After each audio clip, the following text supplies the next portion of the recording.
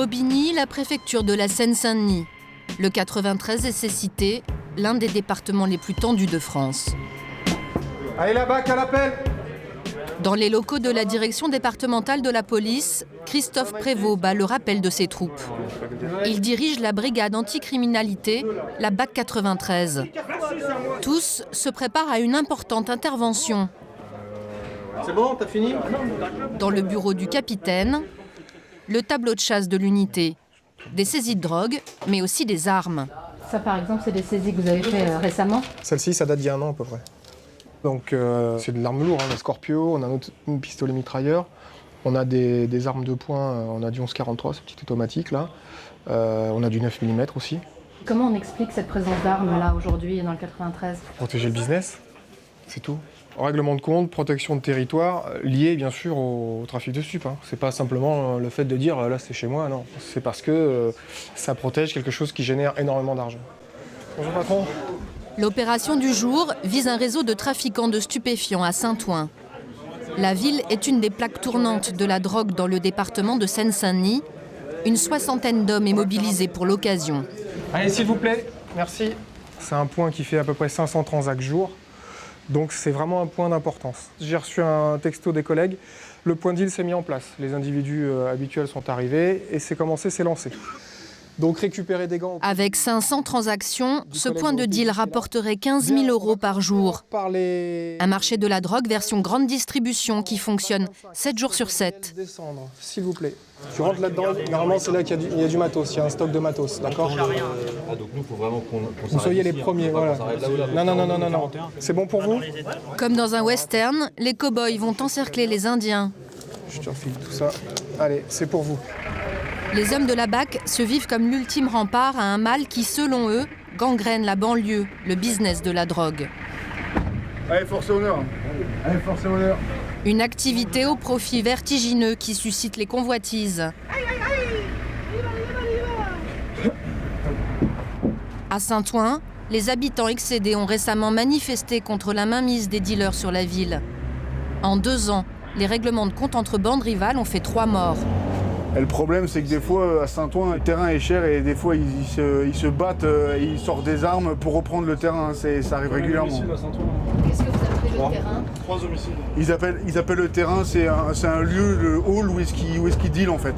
À la cité du chemin vert, à Bobigny, on avait fait une cache d'armes, il y avait une trappe. Dans cette trappe, il y avait un pistolet mitrailleur, un fusil à pompe et 2 ou 3 armes de poing. Et en fait, elle était disponible pour la cité. En gros, quand celui qui avait besoin d'une arme, il venait se servir, il faisait ce qu'il allait faire avec et après il la reposait. C'était des armes collectives si on veut. Les armes sont devenues indissociables du trafic de stupéfiants. Au total, sur le département de Seine-Saint-Denis, 285 ont été saisis cette année et plus de 500 en 1 an et demi. On s'arrête pas, on va y aller directement sur le point. Vas-y, on plie. Première à droite. Vas-y, là, on va les chauffer. Stop Eric Arrête-toi Arrête-toi Couche-toi Bouge pas Tes mains Donne tes mains Donne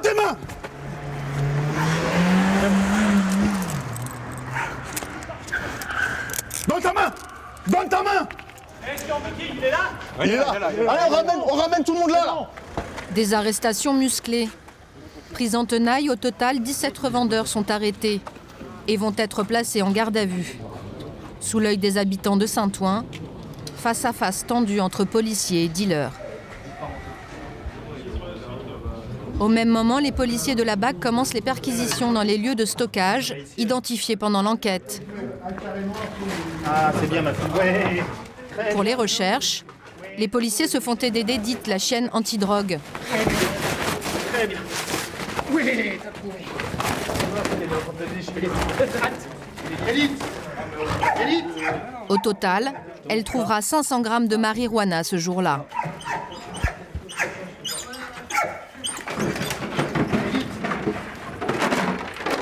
Aucune arme néanmoins ne sera découverte. Pourtant, il y a quelques mois, à Saint-Ouen toujours, les équipes de Christophe avaient mis à jour un véritable arsenal. Il y a moins d'1 an, cité Arago à Saint-Ouen. Depuis 5 mois, la BAC surveille un important trafic de résine de cannabis, un business à ciel ouvert, des dealers cagoulés et armés qui règnent en maître sur le quartier. Ces images ont été filmées et montées en partie par la police elle-même. Elles sont exclusives. Ouais, donc l'individu tout en noir est pas parti au niveau du 32, mais il a dû partir au niveau du 34. L'homme en noir, le chef de la bande, vient s'approvisionner pour la journée. C'est bon, Adi, tu peux dire qu'il est là. Adi, Ça arrive. non. Un policier de la BAC déguisé en éboueur bloque alors le portillon, la seule issue possible pour le dealer.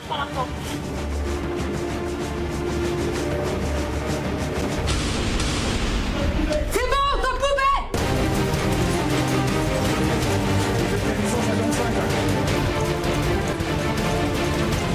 Dans les 2 sacs plastiques, 5 kilos de drogue sont saisis. Simultanément, une quinzaine de vendeurs sont interpellés. Les policiers s'attaquent alors au cœur du réseau, la nourrice, l'appartement où tout est stocké.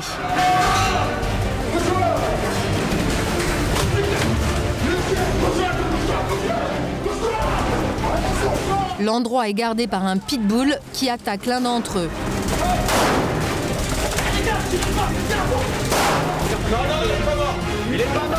Le chien sera finalement abattu. Son propriétaire est lui menotté. Dans la cité, l'intervention policière crée des tensions. Colère et frustration des habitants marqués par les récents règlements de compte. Il n'y a pas de souci. Moi, aujourd'hui, je pars. Ça fait 23 ans que j'habite ici. Vous n'avez jamais rien fait. Mon cousin, il est mort ici. Vous n'êtes même pas venu. Et c'est aujourd'hui que vous venez, vous. C'est aujourd'hui que vous venez. À l'étage, les officiers de police judiciaire commencent la perquisition. Dans la cuisine, ils trouvent plus de 15 kilos de résine de cannabis.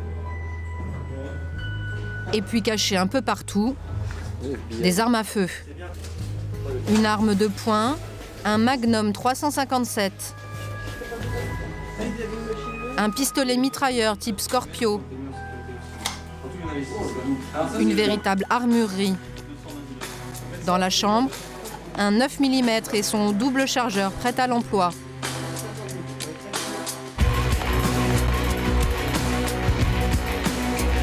Au total, 6 armes de catégorie 1, la plus dangereuse, pour ces caïds qui se rêvaient en Scarface.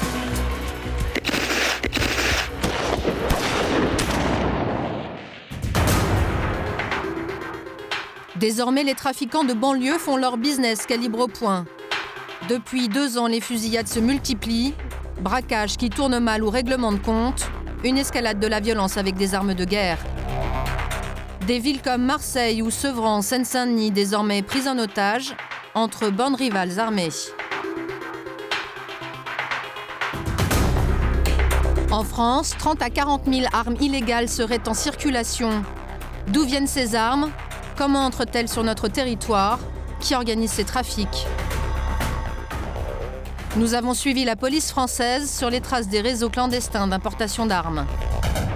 Ça, c'est le pistolet mitrailleur Ingram. Ici, on le retrouve ici.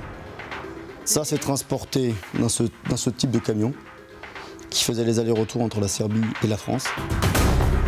Nous sommes remontés jusqu'à la source des trafics en ex-Yougoslavie pour rencontrer les cerveaux de ces réseaux, comme ce trafiquant recherché par la justice française. Ça vous rapportait combien, ce trafic? Environ 15 000 € par mois. Certains fournisseurs des cités françaises ont accepté de nous montrer leur stock d'armes de guerre. La Kalachnikov, c'est 400 €, avec 2 chargeurs. Et tu peux avoir 100 balles avec. D'après ces trafiquants, les frontières sont des passoires. Nous leur avons acheté une Kalachnikov et nous l'avons ramenée en France. Des banlieues françaises aux Balkans, plongées au cœur de ces trafics d'armes.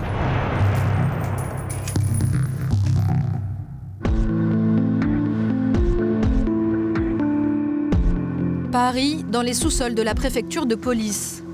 Le commandant Chopin dirige l'unité balistique du laboratoire scientifique. Son trésor, une collection de 4500 armes, le plus grand stock d'armes saisies en France. Armes de poing, carabines, fusils d'assaut, que des armes illégales. Depuis une petite dizaine d'années, le commandant Chopin a identifié une tendance lourde quant à leur provenance. Donc ça, c'est... Alors ça, c'est un pistolet semi-automatique donc M57 de l'ex-armée yougoslave, armes qui ont commencé à être introduites de façon massive sur le territoire français à partir des années 2000. Donc, pour vous donner une idée, Ferrara, lorsqu'il a été interpellé, était porteur de ce type de matériel. D'accord, donc c'est assez classiquement... Alors c'est une arme qui maintenant, oui, est utilisée de façon plus ou moins régulière par les malfrats français. Et donc ça, vous savez que c'est yougoslave, pourquoi? Alors, elle porte des marquages yougoslaves. Où ça? Alors par exemple, on peut le voir là, au niveau des plaquettes de crosse. L'étoile. Voilà, c'est ça. Là, vous avez des poinçons également. Il y a un phénomène très classique. Après chaque conflit armé important, les armes sont trouvables à profusion dans les pays concernés. Et puis très régulièrement, il y a donc diffusion et vente de ces armes-là afin de gagner de l'argent. Et sur ce marché noir, la nouveauté depuis peu, c'est l'émergence plus inquiétante des fusils d'assaut. L'unité balistique en a expertisé 17 cette année. Il y a 5 ans, c'était 1 ou 2 seulement. Le plus commun, c'est le fusil d'assaut de type Kalachnikov. C'est une appellation de type générique maintenant, Kalachnikov. Ça, c'est une arme d'ex-Yougoslavie, Zastava, modèle M70 AB2. C'est encore le fusil d'assaut le plus répandu au jour d'aujourd'hui sur les scènes de crime françaises. Vous retrouvez ça sur quelles affaires, ce type en général, les braqueurs de fourgons blindés, centres-forts sont systématiquement équipés de ce type de matériel. Éventuellement, certaines affaires de rafalage dans les cités, affaires de stupéfiants et autres peuvent impliquer l'utilisation de ce type de matériel également. La Kalash, la star des fusils mitrailleurs que l'on retrouve dans les pages faits divers en France. C'est l'antre de la police scientifique, là. C'est le stand de tir dans les caves de la préfecture de police, oui. Comme ce modèle, 100% des Kalachnikov analysés ici cette année proviennent des Balkans.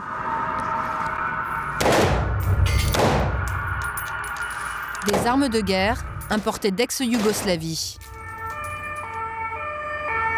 La dernière grosse affaire remonte à septembre 2010. L'OCLO, l'Office central de la lutte contre les crimes organisés, fait tomber un réseau yougoslave qui approvisionne les cités de Seine-Saint-Denis. 7 hommes sont arrêtés. À la tête de l'organisation, Victor, un jeune Serbe de 28 ans qui risque aujourd'hui 10 ans de prison. Sébastien Lothar, le directeur adjoint, a supervisé l'affaire. Sur la table, les armes du réseau sous scellé, des pistolets mitrailleurs. Chaque mois, Victor organisait une livraison en région parisienne, toujours par le même procédé.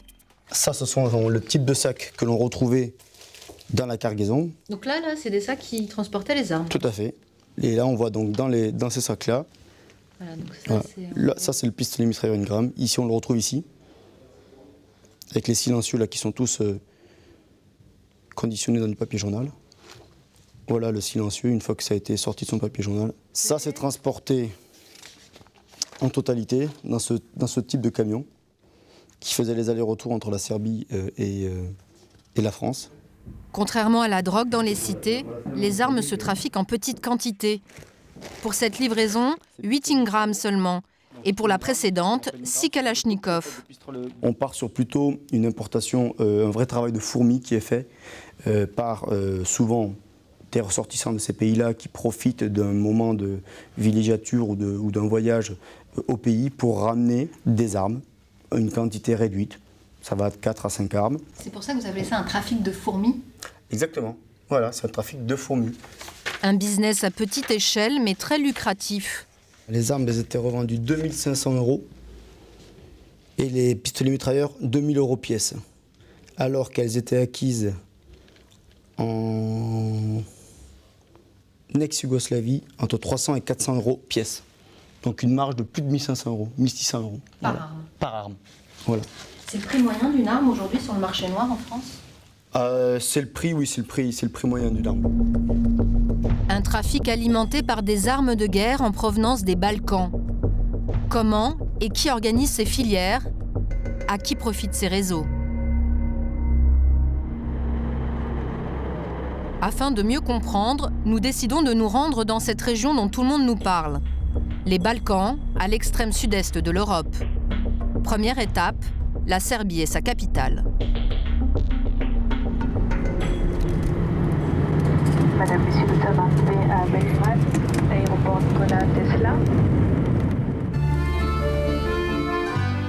Nous prenons la route et nous rendons au cœur de la Serbie, à 2 heures de route de Belgrade.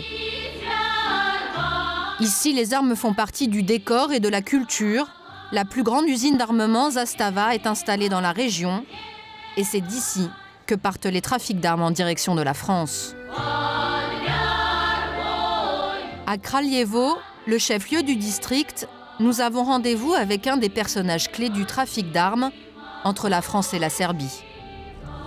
Une rencontre rendue possible grâce à un ancien militaire, aujourd'hui journaliste, Deran Jelovac. L'homme qu'il connaît et qui nous attend est un célèbre trafiquant en cavale. L'homme que nous allons voir a longtemps été dans le business illégal de vente d'armes. Il a surtout vendu des pistolets ou des revolvers. Mais il était aussi réputé comme quelqu'un qui pouvait vous approvisionner en n'importe quel type d'armement, même en explosifs. Il a fait 3 ans et demi de prison pour trafic d'armes. C'était un des meilleurs dans le business? Certains le considèrent en effet comme une légende. C'était le meilleur, oui, vraiment le meilleur.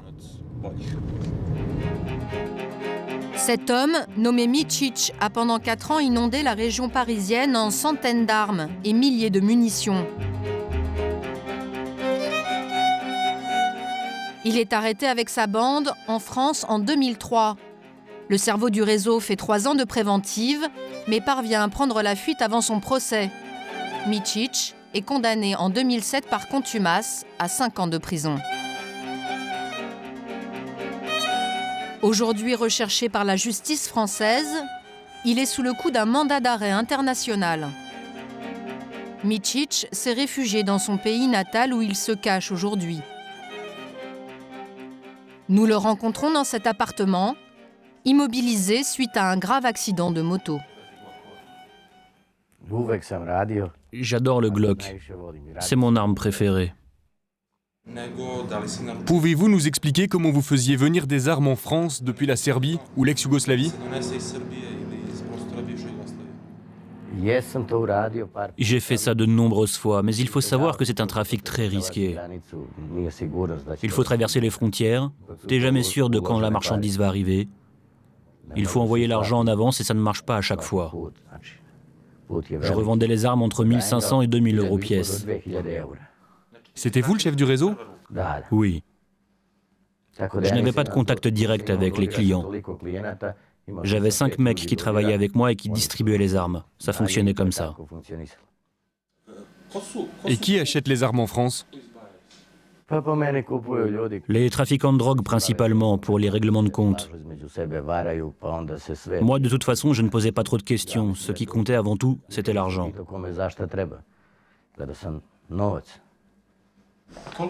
Vous en vendiez combien par mois?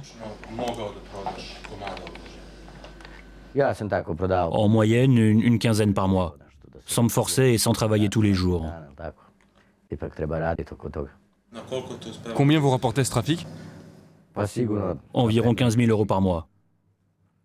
Ouais, 15 000. L'armurier serbe aura gagné plus de 500 000 euros en 3 ans. Lorsqu'il est arrêté, Micic porte sur lui 4 pistolets et 1 kilo d'explosifs. Dans ses planques, les policiers français découvrent un arsenal, fusils d'assaut, grenades, pistolets de tout calibre. À ce jour, le réseau Micic est un des plus gros trafics qui ait été démantelé entre la France et les Balkans. Mais d'où venaient toutes ces armes ?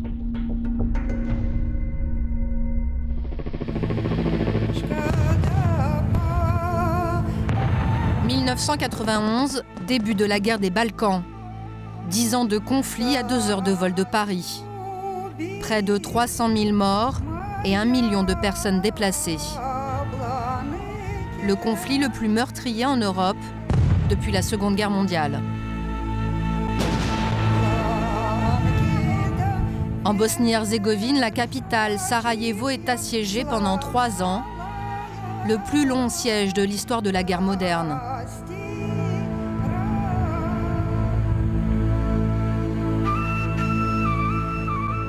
Aujourd'hui, la région a renoué avec la paix.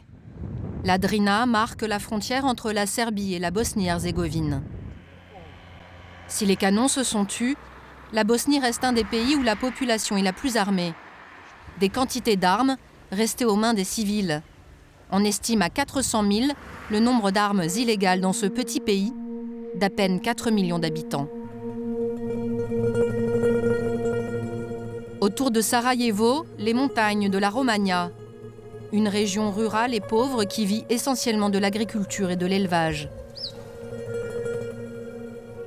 La famille de Goran vit dans ce hameau depuis 3 générations. Serbe de Bosnie, il s'est battu contre les musulmans pendant la guerre. Au mur, quelques souvenirs, veste militaire et calendrier à l'effigie de Mladic, le boucher des Balkans récemment capturé. Aujourd'hui, le pays est divisé en 3 entités distinctes, serbe, musulmane et croate, censées cohabiter. Mais Goran, comme les autres, se méfie de la paix.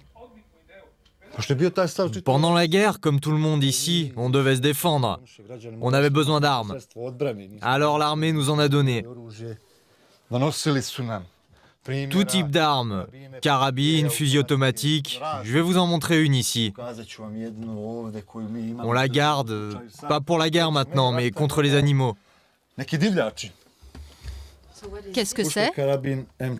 C'est un fusil carabine M48. Calibre 7,9 avec de grosses balles. Comme celle-là, tu vois. Une arme avec des munitions de guerre illégales. Et dans la maison, ce n'est pas la seule. Goran nous emmène dans son grenier.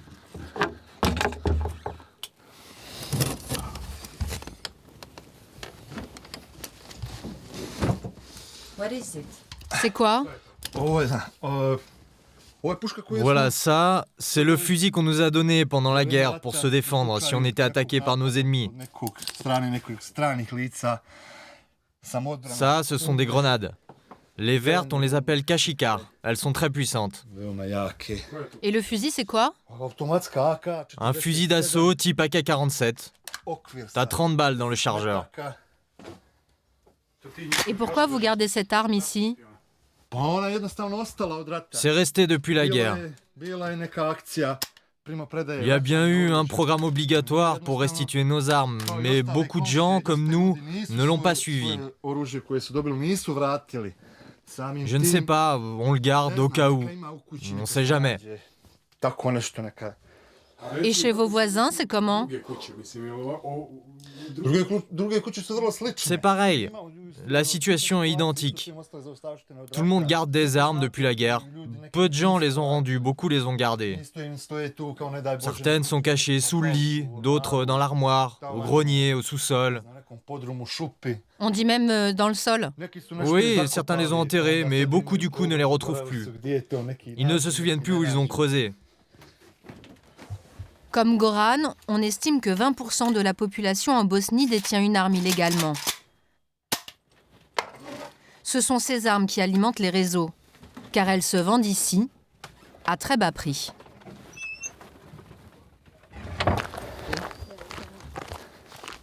Combien coûte cette Kalachnikov? Celle-là, vous pouvez l'avoir pour 400 €. Si je veux celle-là, vous seriez prête à me la vendre? Oui. Vous pouvez avoir celle-là pour 400 €. Elle a déjà servi, il n'y a pas de problème. T'es prêt?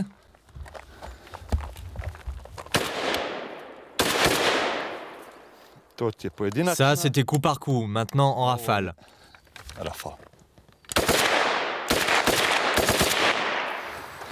Ici, c'est pas mal. Quand je tire, tu cours et tu te caches ici. Tu veux que je te monte la grenade aussi?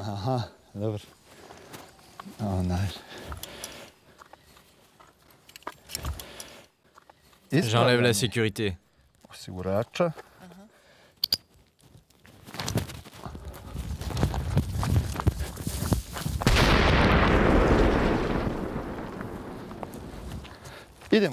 Vite, faut partir maintenant. Je tremble là. À cause de tous les villageois.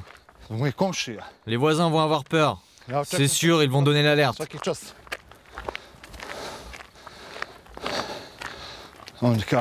Allez, allez, montez dans la voiture. Faut qu'on parte. Allez, allez, allez. Goran n'est pas un trafiquant.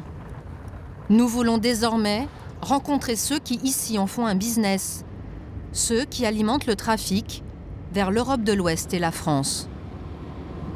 Un de nos intermédiaires contactés au cours de notre enquête vient de nous rappeler. Il nous a donné rendez-vous à quelques kilomètres de là, dans la capitale bosniaque.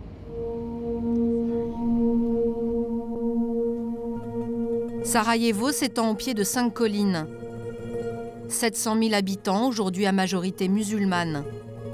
Celle que l'on a surnommée la résistante, pour avoir affronté le plus long siège du XXe siècle, pense ses blessures. Mais la ville martyre garde les séquelles du conflit. Sur la rue principale, la Sniper Alley. Partout des impacts de balles et d'obus. C'est dans ce quartier que nous avons retrouvé notre intermédiaire. Il souhaite garder l'anonymat. Nous l'appellerons Miloš. Depuis plusieurs mois, il travaille à gagner la confiance de trafiquants locaux. Nous n'allons pas voir les armes dans leur vrai lieu de stockage. Ils les ont déplacées pour des raisons évidentes de sécurité. Là où nous allons, c'est le lieu de chargement, car elles vont être emmenées ensuite vers l'étranger. La Bosnie est un paradis pour tous les trafiquants d'armes, parce que des années après la guerre, le pays a des stocks incroyablement conséquents d'armes. C'est comme un marché à ciel ouvert, et tout le monde ici fait son business. Peu importe maintenant la nationalité. Ceux qui se faisaient la guerre avant travaillent aujourd'hui la main dans la main pour l'argent. Ok, on devrait s'arrêter là. Arrête de filmer. Arrête. Nous ne sommes pas autorisés à filmer le lieu de rendez-vous. Nous pénétrons dans une maison abandonnée. 2 trafiquants bosniaques nous attendent. Dragan, assis à gauche, a purgé 7 ans de prison en Allemagne. Il fait ici le signe de ralliement des milices serbes de Bosnie. Sur la table, un échantillon de leur arsenal. Des grenades, des kalachnikovs, des centaines de balles et même un lance-roquettes. Les armes sont en bon état de marche.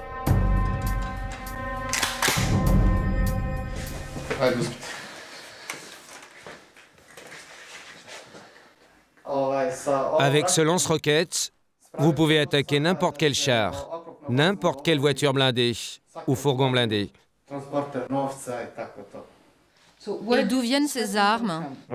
Elles viennent d'ici, des stocks de République serbe de Bosnie. Et où vont-elles être acheminées? En Allemagne, en France et en Belgique. Principalement pour des braquages, pour ce genre de choses. Qui sont vos acheteurs? C'est clair que c'est pas des médecins. Des criminels, quoi. Et vous avez des clients français? Oui, beaucoup de Français viennent de Paris. Et combien ça coûte pour acheter une arme ici, en Bosnie? 400 € la calèche. Avec 2 chargeurs. Et 100 balles. Et combien pour le lance-roquette? 500 €. Mais vous ne pouvez l'utiliser qu'une seule fois. 500 €. Et combien les grenades? 50 €. Mais si vous voulez 100 pièces, on vous les fait à 20 € chacune. Des tarifs discount quand on achète en grande quantité. De vrais businessmen. Mais quand nous les questionnons sur leur organisation, les deux hommes deviennent méfiants et évasifs. Quel est le chemin pour aller en Europe de l'Ouest? Ça, c'est notre affaire.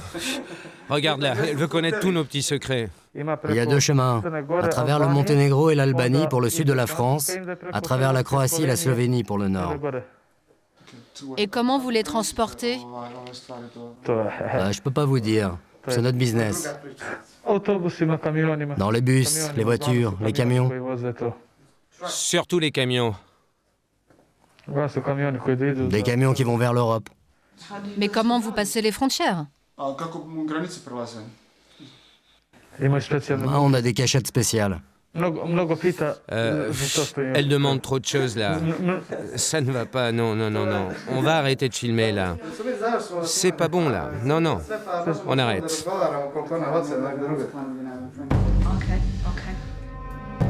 L'entretien prend fin brutalement. Les trafiquants affirment faire passer des armes en France, mais ne nous montreront pas comment. Nous décidons donc d'acheter une Kalachnikov pour tenter nous-mêmes l'expérience. Avant de conclure, nous voulons la tester. Dragan, le trafiquant au passé criminel en Allemagne, accepte de nous conduire sur les hauteurs de Sarajevo. Sur le trajet, la confiance s'installe. Il nous fait part de l'évolution du marché noir des armes dans la région. Ces 2-3 dernières années, les armes se sont raréfiées. C'est plus comme il y a 5 ou 6 ans. L'Europe a mis beaucoup de pression sur la police en Bosnie pour récupérer des armes. Du coup, maintenant c'est très cher. Il y a 5 ans, une Kalachnikov comme celle-là coûtait 50 €. Et maintenant c'est 400. L'année prochaine, ça sera peut-être 500 €.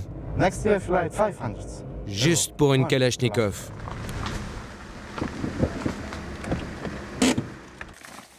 Cette Kalachnikov est identique à celle que l'on retrouve en France, aux mains des criminels.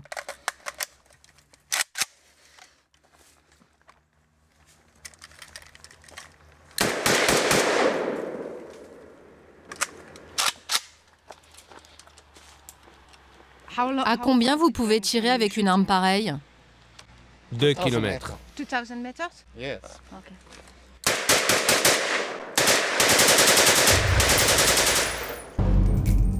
Le même modèle, la même marque que dans les affaires de braquage ou de règlement de compte. Pour l'achat, le trafiquant nous donne rendez-vous 2 jours plus tard dans notre hôtel. Il nous a fixé un montant, 500 € pour la Kalachnikov. Et une condition, il refuse que la transaction soit filmée. Pour vente d'armes, il risque de 2 à 10 ans de prison. Nous filmons en caméra cachée. 15 minutes d'attente, puis Dragan apparaît dans le hall.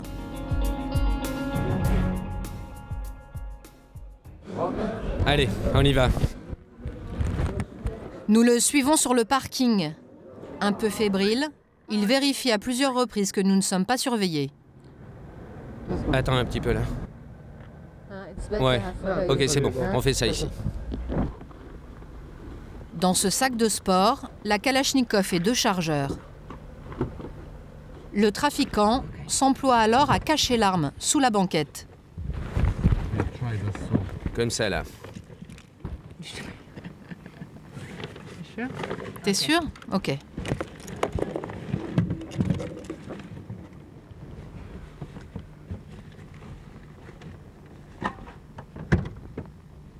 Like that? Comme ça? Ouais. C'est pas mal là, ouais. Si tu as un sac, tu le poses comme ça, sur la banquette.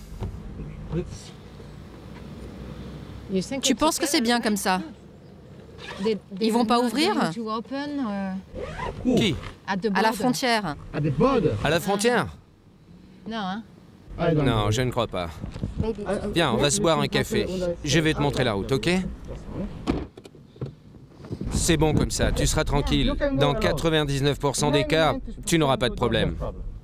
Ok, mais les gens qui font le transport, ils prennent un risque énorme, non? Oui, mais ils font ça pour l'argent. Les gars qui transportent les armes, ils prennent jusqu'à 500 € par pièce. Si tu as 20 pièces, ça te fait carrément 10 000 €. Tu gagnes ça juste pour le transport. On se gare ici, on est en sécurité.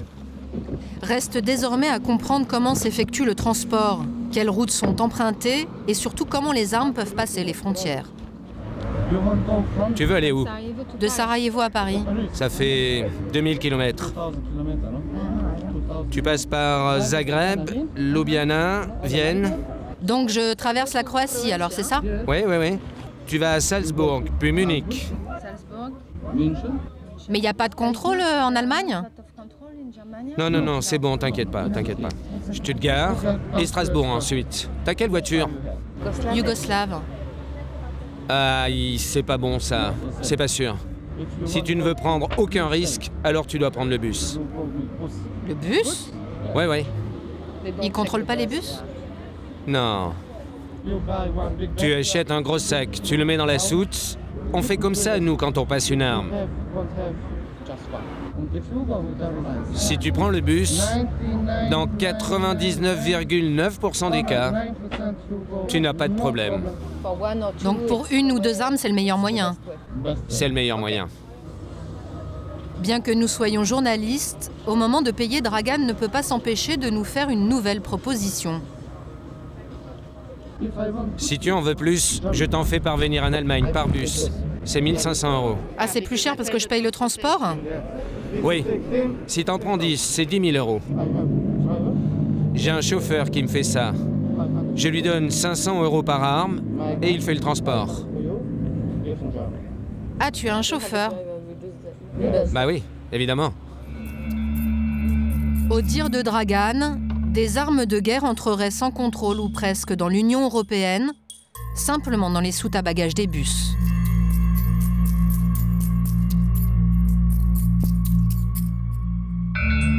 De retour à l'hôtel, nous cachons donc la Kalachnikov dans le double fond de notre sac. Auparavant, nous avons pris soin de neutraliser l'arme. Nous y ajoutons les 2 chargeurs, mais sans les munitions. Dans quelques jours, nous entamerons un long trajet en bus vers la France et Paris.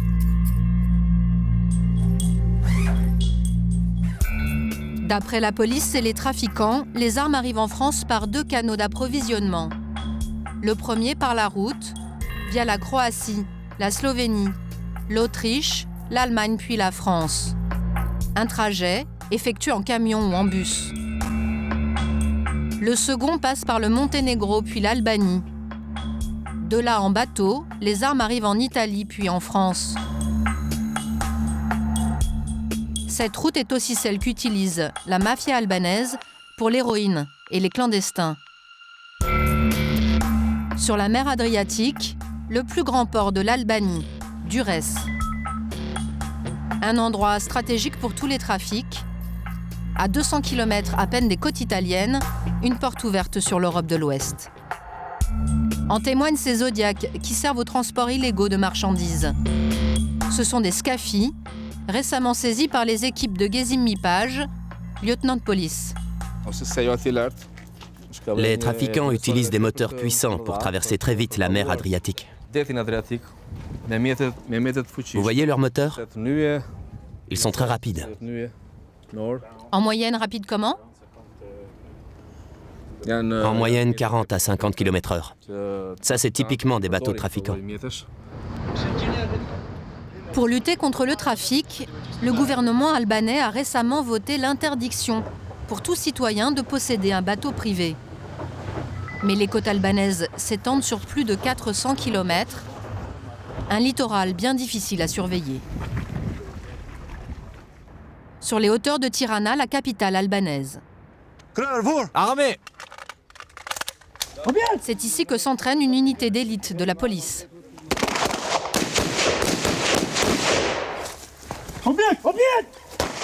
Spécialisée dans la lutte contre la mafia, qui utilise le pays comme plaque tournante de tous les trafics. Baissez les armes! Sorte de GIGN albanais, Renea compte une 60aine d'hommes. Renea, les initiales pour groupe d'élimination et de neutralisation des éléments armés. Une unité dirigée par le major Artan Didi.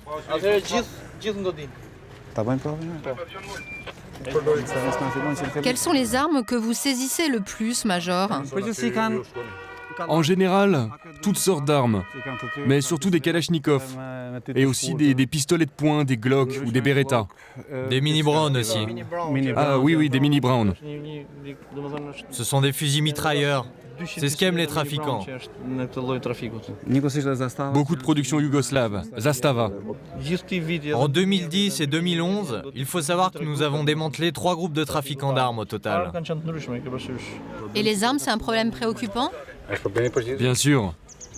Et en plus, maintenant, ça devient un problème pour tout le monde, pour toute l'Europe. Bon, excusez-moi, il faut que j'y aille maintenant. La dernière saisie de ces hommes a été filmée. Sur ces images, on peut voir le groupe d'intervention en action. L'interception d'un transport dans le cadre d'un trafic. Dans cette voiture, des armes dissimulées dans les bagages. Une 50aine d'armes de poing, des 7,65 et des 9 mm. Cachées par centaines dans des chaussettes, des munitions, mais aussi des valises entières de grenades. Ce stock était destiné à l'Italie et l'Europe de l'Ouest. En Albanie, les saisies d'armes sont stockées dans un endroit tenu secret. Un hangar en périphérie de Tirana, surnommé l'appartement 101. Un arsenal que Sekodin Korkouti, spécialiste de l'armement à la police nationale, nous autorise exceptionnellement à filmer. Ah oui, celle-là, oui.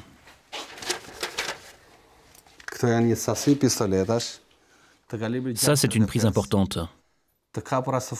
Nous avons saisi ces armes de calibre 7,65 il y a quelques mois. Elles arrivaient de Yougoslavie. C'était un trafic qui transitait par l'Albanie. Et bien sûr, ces armes étaient destinées à l'Europe de l'Ouest. Combien ça coûte une arme comme ça sur le marché noir? Une centaine de dollars, pas plus. Oui, $100.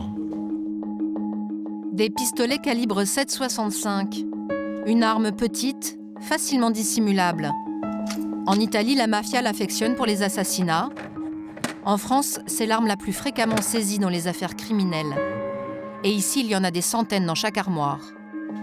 Des armes neuves, volées en sortie d'usine en Serbie, ou des fabrications plus artisanales.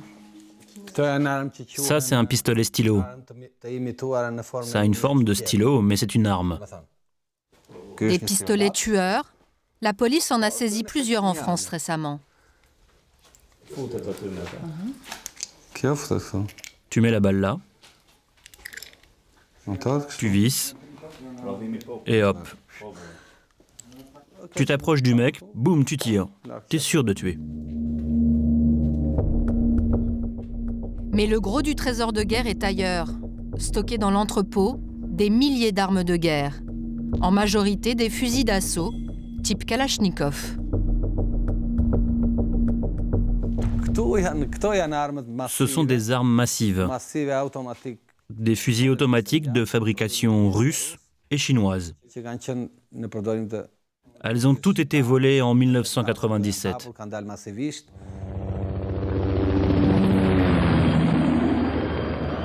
« 1997, l'Albanie traverse sa plus grave crise. Le peuple se soulève contre ses leaders politiques qui ont conduit le pays à sa ruine.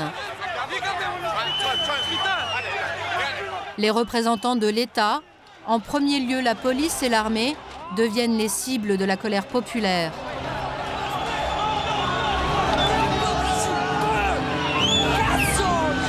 La révolte devient révolution. Le peuple pille les casernes et les postes de police. Des quantités impressionnantes d'armes de guerre sont alors volées.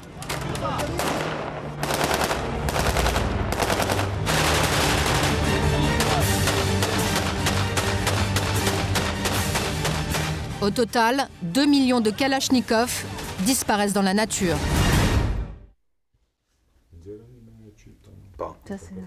Ah, c'est de 1997, bien sûr.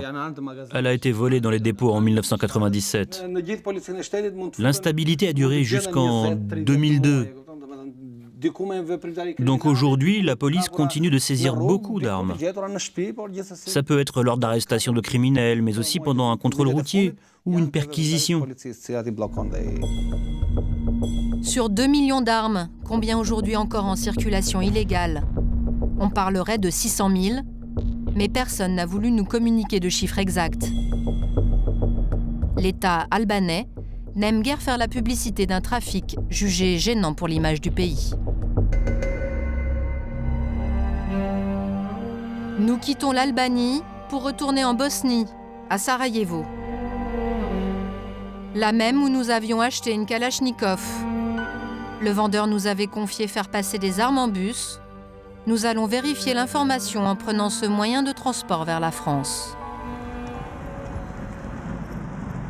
Le jour J, équipés d'une petite caméra, nous nous faisons passer pour un couple de touristes français en vacances. Nous jouons la décontraction. Alors, c'est la première fois que tu prends le bus? Oui. Nous montrons notre billet au chauffeur, puis notre sac, comme tous les autres, est placé en soute, sans aucun contrôle de son contenu.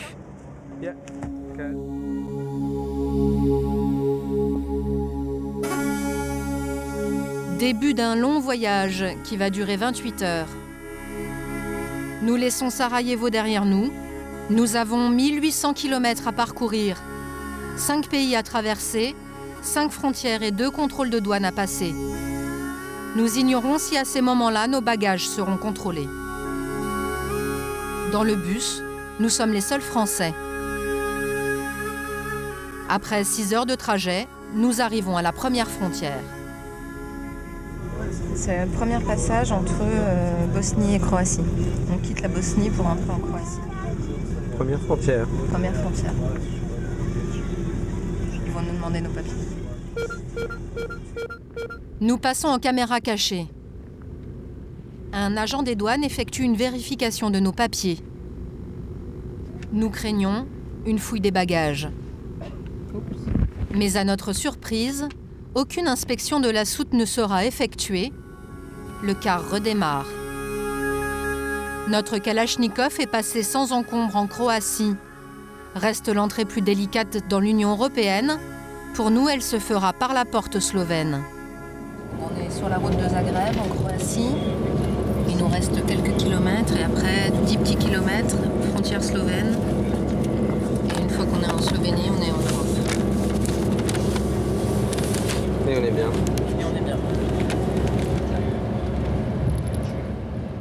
La frontière slovène. Ultime obstacle vers l'espace Schengen. Derrière, c'est la libre circulation des biens et des personnes. Ici, les contrôles sont censés être plus drastiques. Une passagère va nous faire peur. J'espère qu'ils ne vont pas vérifier les sacs. Ça dépend, comment? Nous, c'est l'année dernière, la police est venue tous les sacs, les voyages, les sacs, les manges et tout. Tu sais, ils sont arrivés 3. 3 douaniers. Ils ont vérifié chaque sac. Chaque sac, ils regardent. En bas, là, dans la soute aussi? Bah oui, tous les sacs. Tu ouvres, tu dis ça, c'est moi. Et lui, il regarde. Enfin, c'est arrivé une fois. Hein. Oui, une fois, oui. Un seul contrôle pour cette voyageuse qui fait le trajet chaque année depuis 25 ans. Messieurs, dames, veuillez sortir pour le contrôle des passeports. Cette fois-ci, nous devons descendre du bus pour le contrôle des papiers. Ici, on lutte avant tout contre l'immigration clandestine vers l'Union européenne. Quand notre tour arrive, notre passeport français ne semble pas éveiller la curiosité. Rien ne nous est demandé. La soute à bagages, elle, est restée fermée. Ensuite, pendant 12 heures, sans jamais rencontrer de douane volante, nous allons traverser la Slovénie, l'Autriche, puis l'Allemagne. Le même parcours que Dragan, le trafiquant bosniaque, nous avait indiqué. Au petit jour, nous arrivons en France, puis à Paris, où notre périple touche à sa fin. À la station de bus, nous allons récupérer notre bagage. Il n'a pas été contrôlé une seule fois tout au long de notre voyage. Les trafiquants bosniaques avaient raison. Faire entrer une arme de guerre dans l'espace Schengen et en France, presque un jeu d'enfant.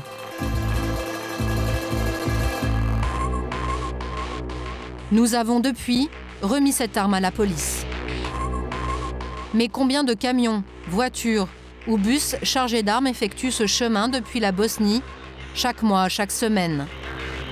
Combien de kalachnikovs arrivent en toute illégalité et sans contrôle dans notre pays pour alimenter les milieux criminels?